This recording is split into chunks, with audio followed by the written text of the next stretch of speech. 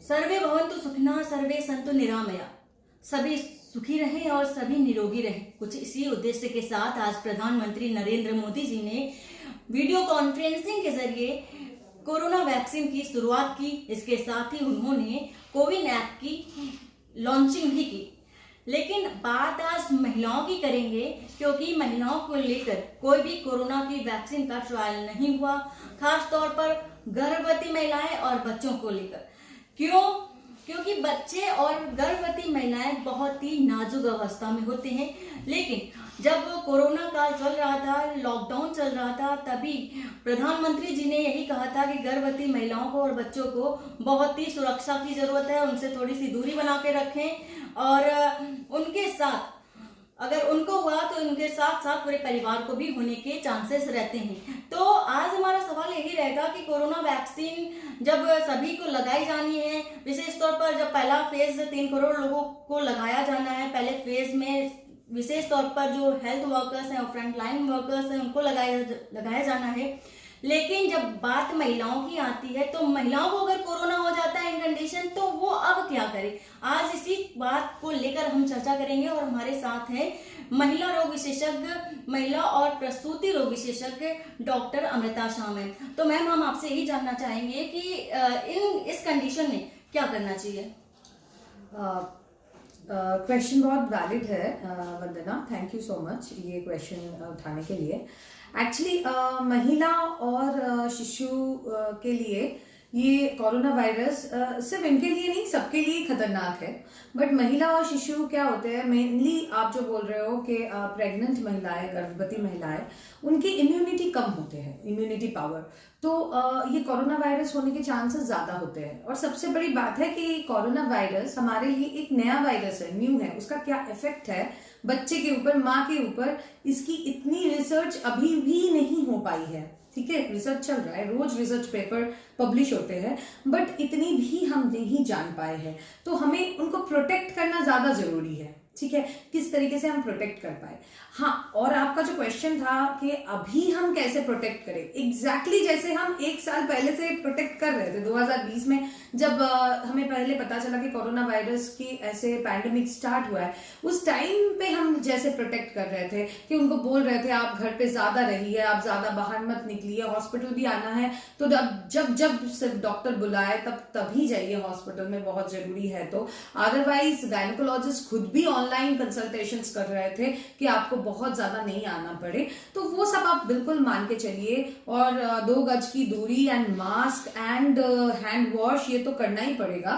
Because ये जो vaccines आ रहे हैं या वैक्सीन्स दिए जा रहे हैं, उसमें गर्भवती महिलाओं को इंक्लूड नहीं किया गया है, ना ही उनके ऊपर कोई ट्रायल हुआ है, ना हो सकता है, क्योंकि गर्भवती महिलाओं के ऊपर ट्रायल करने का मतलब है कि उनके गर्भस्थ बच्चे के ऊपर भी आप ट्रायल कर रहे हो। ठीक है, तो वो ह्यूमैनिटेरियन ग्राउंड में हम नहीं कर सकते। तो इसीलिए गवर्नमेंट ऑफ इंडिया का भी ऑर्डर है कि हम लैक्टेटिंग मदर और प्रेग्नेंट मदर को वैक्सीनेशन अभी नहीं दे सकते। तो जैसे हम लोग मेंटेन कर रहे थे, दूरी मेंटेन करना, मास्क पहनना एंड हैंड वॉशिंग, वही हम मेंटेन करके चलेंगे इनके लिए।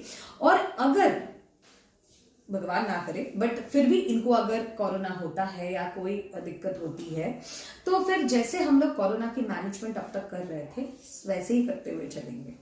मैम, जैसे कि 14 साल के ऊपर तक के बच्चों को लगा सकते हैं, उनके नीचे को बच्चों को नहीं लगा सकते, तो इस पर क्या, अगर उनको हो जाता है कोरोना तो क्या करना चाहिए?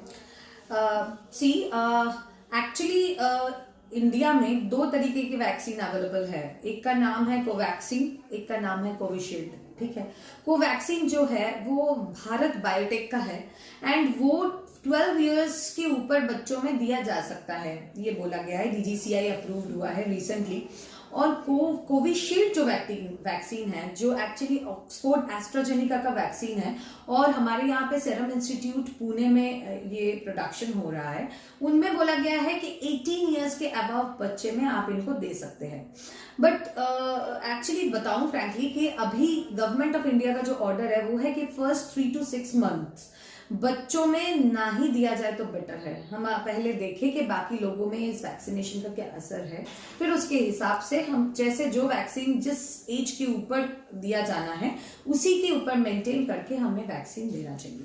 एंड रहा बच्चों की बात, तो कोरोना वायरस जब पहले आया था, जब ये पैंडेमिक स्टार्ट हुई थी, तब भी जितने सारे रिसर्च पेपर पब्लिश हुए हैं उसमें ये आए थे कि ये वैक्सीन ये वायरस बच्चों को तो अफेक्ट कर रहा है, बच्चे भी अफेक्टेड हुए हैं, बट उनके ऊपर बहुत खतरनाक इफेक्ट नहीं हुआ है। थैंकफुली इट वॉज गुड कि बच्चे के ऊपर बहुत खतरनाक इफेक्ट नहीं हुआ है। जो जीरियाट्रिक पॉपुलेशन मतलब बूढ़े लोगों पे या प्रेग्नेंट औरत पे जो असर हुआ है, वैसा असर बच्चों में नहीं हुआ है। तो ये अच्छी बात है कि बच्चे उतना ज्यादा अफेक्टेड नहीं है।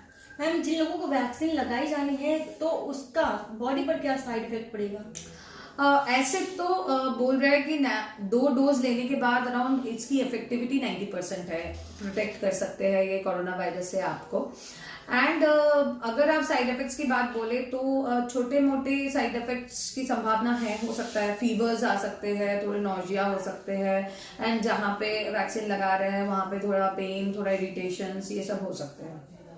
कुछ लोगों को मैम ये मिथ है कि अगर वैक्सीन लगाएंगे तो उनकी जान का भी खतरा है, तो क्या वैक्सीन के लिए लगाना जरूरी है? क्या सब लोगों को वैक्सीन लगाना जरूरी है? Actually vaccine government of India की तरफ से जो बोला गया है that is not mandatory, it is actually said कि इट इज वॉलेंटरी। फाइन, तो आप अपने इच्छा से इसको लगा सकते हैं, बट सच बोलूं तो ये आप अगर वैक्सीन लगाओगे तो एज अ होल सबका प्रोटेक्शन बढ़ेगा। ठीक है, एक मतलब लार्जर पॉपुलेशन में प्रोटेक्शन बढ़ाने के लिए वैक्सीन की 2 डोज लेना जरूरी है। और मैम, जो अफोर्ड नहीं कर सकते, यानी कि अगर जो वैक्सीन के जो प्राइस को लेकर के अफोर्ड नहीं कर सकते उन लोगों, और वो वैक्सीन लगाना भी चाहते हैं, तो क्या कर सकते हैं? एक्चुअली आपको वैक्सीन लगाने के लिए कोई भी गवर्नमेंट सेक्टर में फिलहाल अभी की जो फेज चल रहा है, आज के दिन में ऑल ओवर इंडिया में 3 लाख हेल्थ केयर वर्कर को लगनी है फर्स्ट फेज में। ठीक है, फर्स्ट डे में, आज के दिन में। तो अगर आपको वैक्सीन लगनी है तो आपको कोई ना कोई गवर्नमेंट इंस्टीट्यूशन में रजिस्टर्ड होना पड़ेगा। ठीक है, क्योंकि गवर्नमेंट सेक्टर में पर डोज का जो कोविशील्ड का जो वैल्यू है that is 200 rupees per dose, and ये अगर आप प्राइवेट में लेना चाहो तो अराउंड 1000 रुपीज पर डोज के हिसाब से जाएगा। अब आगे गवर्नमेंट ऑफ इंडिया और क्या प्रोसीजर या क्या पॉलिसी तैयार करते हैं उसके ऊपर हमें ध्यान रखना पड़ेगा। मैम, क्या वैक्सीन लेना बहुत जरूरी है?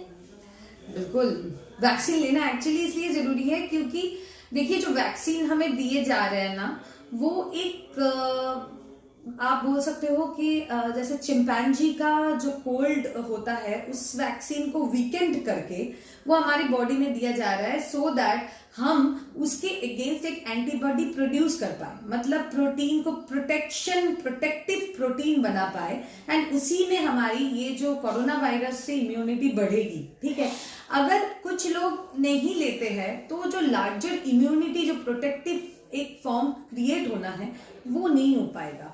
तो ये होना जरूरी है कि बहुत ज्यादा साइड इफेक्ट अभी तक तो नहीं देखा गया है, बहुत छोटे मोटे साइड इफेक्ट है, तो बहुत ज्यादा घबराने की बात है नहीं। मैम, बात इम्यूनिटी की कर रही हैं, तो ये जो वैक्सीन है कितने दिनों बाद एंटीबॉडी डेवलपमेंट कर पाएगा?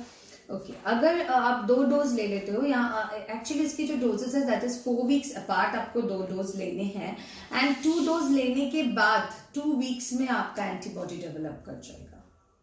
मैम, जैसे कि 2 वैक्सीन आई है, अगर दोनों वैक्सीन बोला गया है कि जो पहली डोज मिली है जिस वैक्सीन की, तो वही लास्ट टाइम भी वही वैक्सीन लगी, अगर इन कंडीशन में बदल जाता है तो उसका क्या प्रभाव पड़ता है? इंटरचेंजेबिलिटी नहीं होनी चाहिए क्योंकि दोनों वैक्सीन की जो स्ट्रेन है वो डिफरेंट है। ठीक है, इट्स बेटर कि आप जो वैक्सीन ले रहे हो उसी वैक्सीन का 2nd डोज लो, क्योंकि you don't know next vaccine का आपकी बॉडी में कुछ इफेक्ट होता है कि नहीं। और कितने दिनों बाद लेना चाहिए? Same, the interval should be same, that is 2 dose के बीच में 4 वीक्स की गैप होंगे।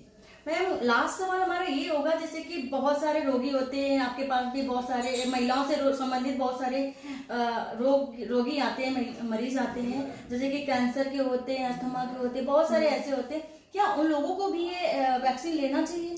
बिल्कुल, कैंसर हो या डायबिटीज हो या मतलब कोई भी ऐसे आप जैसे बोल रहे हो क्रॉनिक रेनल डिजीज वगैरह, इन लोगों को तो जरूर लेना चाहिए, क्योंकि ये लोग ज्यादा प्रोन होते हैं कोई भी इन्फेक्शन के लिए, कोरोना वायरस के लिए तो बहुत ज्यादा, एंड इनके ऊपर कोरोना वायरस की जो सीवियरिटी है वो बहुत ज्यादा है, तो इन लोगों को तो जरूर वैक्सीनेशन लेनी चाहिए।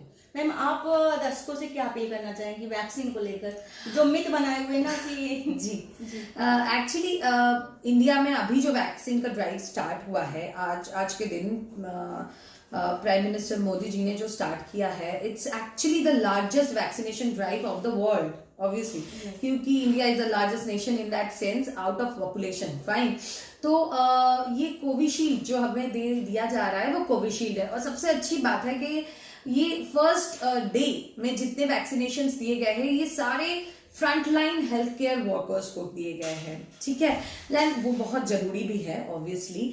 And Covishield vaccine is much more safer, जितना अभी तक रिसर्च एंड ऑल आया है उस हिसाब से, तो मेरे ख्याल से ये वैक्सीनेशंस लेनी चाहिए, बिकॉज आप जितना वैक्सीनेशन लेंगे, आप आज ये आपके आसपास के आपके रिलेटिव, आपके फ्रेंड्स, आपके फैमिली मेंबर्स, इन सबको प्रोटेक्ट कर रहे हैं, नॉट ओनली यू बट की सबको, तो जरूर लेना चाहिए। तो आप भी वैक्सीन से डरिए नहीं, ये आपकी सुरक्षा को लेकर के ही बनाया गया है और आपके लिए बनी है, तो आप भी सहयोग करिए। Thank you so much.